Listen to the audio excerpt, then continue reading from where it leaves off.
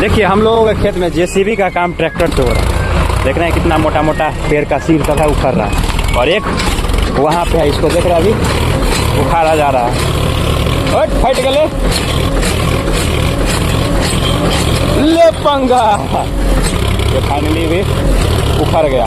तो देखिए कितना कितना मोटा मोटा तोड़ सब है और उसको उखाड़ रहा है।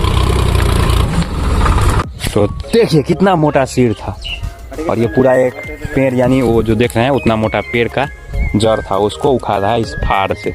और ये हैवी ड्राइवर का कमाल है, हमारे रोशन जी हैवी ड्राइवर। और एक नहीं, वहाँ पे देखिए कितना सारा उखाड़ उखाड़ के रखा है, और अभी वहाँ पे है, और इधर भी है एक दो, और एक वहाँ पे है। इस सबको उखाड़ना है, फिर इस सबको जोतना है। तो फटाफट इस सब सिर को उखाड़ के इसको जोत के उसके बाद मिलते हैं। तो फाइनली हम लोगों का सारा खेत जोता चुका है, और इधर देखिए कितना सारा शोर यानी सिर निकला है, और इधर ये जंगल सब रह गया है। अब इधर रोटावेटर से जोताएगा सारा, और उस सब में आग लगाना है। तो इस ब्लॉग को यहीं पे खत्म करते हैं, मिलते हैं नेक्स्ट ब्लॉग में। चैनल को सब्सक्राइब, फेसबुक पे देख रहे हैं तो